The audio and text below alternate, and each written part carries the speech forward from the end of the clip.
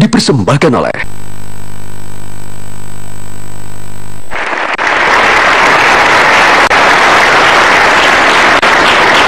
Nita, sejak kapan? Sudah berapa lama sekolah di Surya Institute? Dari tahun 2011. Dari tahun 2011. Asal Nita dari mana nih? Persisnya di Papuanya di mana, Nita? Duga. Duga. Seperti apa itu? Tolong ceritakan Duga itu seperti apa? Kakak belum pernah ke sana. Saya sih di sana itu hanya ada di kelas 1 dan 2 ya.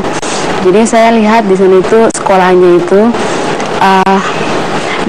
sekolahnya itu pakai kayu kan. Terus dia udah kayak kropos, terus kita nggak ada alas, pakai lantai, hanya tanah kosong doang. Terus gurunya itu juga hanya satu aja yang ngajar kita dari kelas 1 sampai kelas 6. Sampai satu guru dari kelas 1 sampai kelas 6. Jadi baru pindah ke Surya Institute waktu itu pertama kali diajak langsung mau, Nita? Iya, langsung mau. Kalau udah injak ke Jakarta itu udah wow banget jadinya waktu itu alasan pertama saya emang gitu. Tapi setelah lama-lama di sini saya pikir itu hanya biasa aja. Saya mau Jakarta biasa aja ternyata ya. Iya, ternyata saya di sini jadi tujuannya ingin menambah ilmu lebih banyak lagi karena di sini udah maju. Oke, luar biasa. Kasih tepuk tangan dong, Nita. Kalau Ayu asalnya dari mana? Waropen. Oke, ceritakan dong situasi di sana. Di Waropen ya fasilitas sekolahnya juga kurang bagus, guru-gurunya ya kadang nggak masuk gitu, jadinya tuh ada mata pelajaran gitu ya nggak ada gurunya gitu. Jadi itu ya emang mengurangi jam pelajaran juga sih kan, nggak terlalu banyak juga kan kita belajar di sekolah gitu kan, cuma palingan 5 jam gitu di sekolah. Jadi Ayu dari awal suka matematika? Biasa aja. Ya nggak tertarik juga nggak gitu. Tertarik. Kok bisa jadi juara Olimpiade se-Asia kalau nggak suka matematika? Pas diajar ke sini itu metode yang dipakai itu lebih gampang, terus guru-gurunya juga lebih baik gitu, jadi terus lebih banyak kayak soal-soalnya tuh lebih menantang gitu, logika. Jadi emang jadi matematika tuh jadi menyenangkan gitu. Jadi matematika jadi menyenangkan ya, tidak jadi momok ya. Oke. Waktu dulu saya kakak dengar cerita Ayu dulu bahkan ketika di awal diajak suka nangis, ngumpet di WC kalau mau belajar. Iya. Itu dulu aku suka ngambek gitu. Guru-guru di sini juga nggak ngajar cuma matematika itu, tapi karakternya juga dididik. Jadi ya dulu tuh aku orangnya ngambekan gitu, terus emang kan kayak ya kangen juga di orang tua gitu, jadi ya suka ngamuk. Prof. Yohanes, ada berapa banyak sih jadi yang Anda didik murid-murid siswa-siswa dari Papua sekarang di Surya Institute? Ya, untuk ada total mungkin sekitar 300 ya. 300. Sejak awal pertama program ini? Iya, sekitar ada 300-an. Nah, sekarang lebih banyak yang program guru. Program guru? Iya. Apa ceritakan dong program guru itu? Jadi saya memikirkan kalau Papua mau maju, maka harus ciptakan guru-guru yang mampu mengajar secara gampang, asik, menyenangkan gitu loh. Seperti kami mengajar anak-anak ini gitu. Jadi kalau kami bisa menerapkan metode ini kepada calon-calon guru di anak-anak Papua gitu, maka ini bisa menjadi percepatan untuk pendidikan di Papua.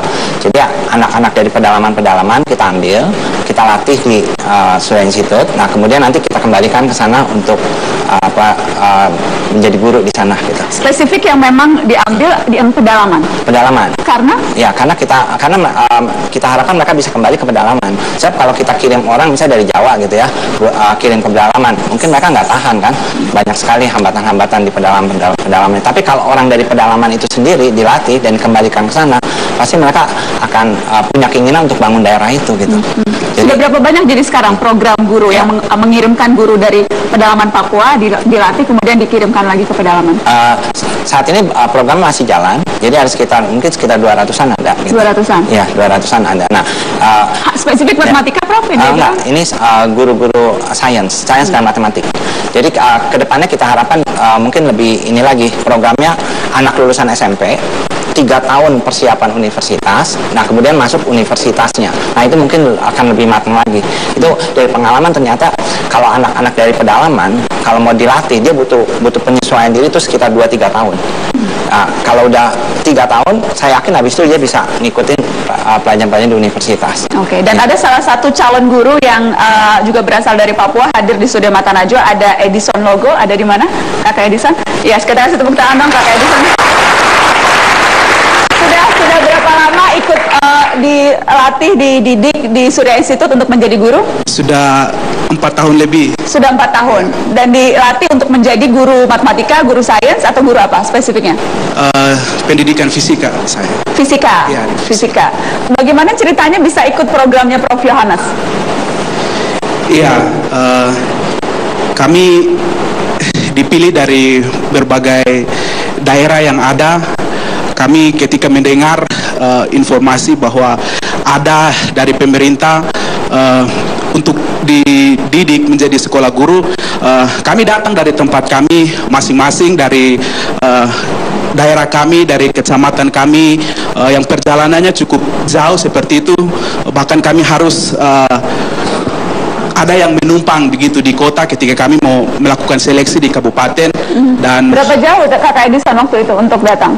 Ya, sehari seperti itu, sehari. Sehari? Ya. Sehari naik apa itu? Naik mobil. Datang ke kabupaten ya, untuk kemudian ikut seleksi? Ya, mengikuti seleksi. Kenapa mau ikut program pelatihan ini, Kakak Edison? Ya, saya ingin jadi guru.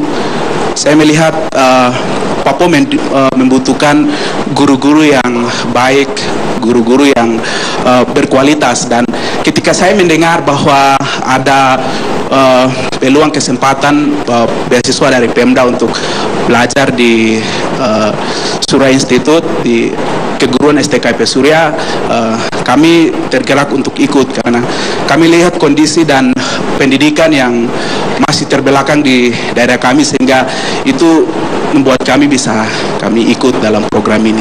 Okay. Anda juga percaya Ibu Yohana kuncinya di pendidikan, menciptakan lebih banyak lagi siswa-siswa, menciptakan lebih banyak lagi guru-guru yang memang berkualitas untuk mendidik anak-anak di Papua, itu kuncinya, Anda percaya?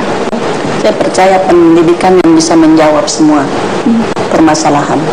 Dia bisa menjawab semua permasalahan? Ya. Dan Anda sudah membuktikan itu? Saya sudah buktikan. Lewat berbagai beasiswa yang didapat sampai kemudian sekarang? Saya dapat beasiswa memang tidak pernah membayar. Saya itu di beasiswa dari negara-negara yang tidak pernah tidak keluarkan satu keluarga yang ini. Tapi saya bisa membuktikan itu sampai sekarang ini. Ya, itulah yang kemudian menjadi kunci.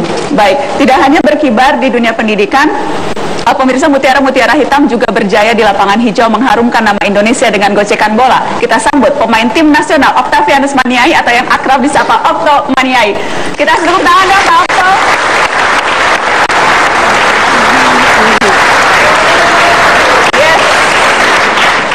Lagi ada pelatihan, tapi saya culik untuk hadir di Mata Najwa, melihat dari timur tidak lengkap kalau tidak ada pemain timnas kita, Kakak Octo. Bola ini susah, yang saya pegang ini susah waktu saat itu. Beli aja nggak bisa, harus berusaha. Tapi akhirnya nggak dapat juga.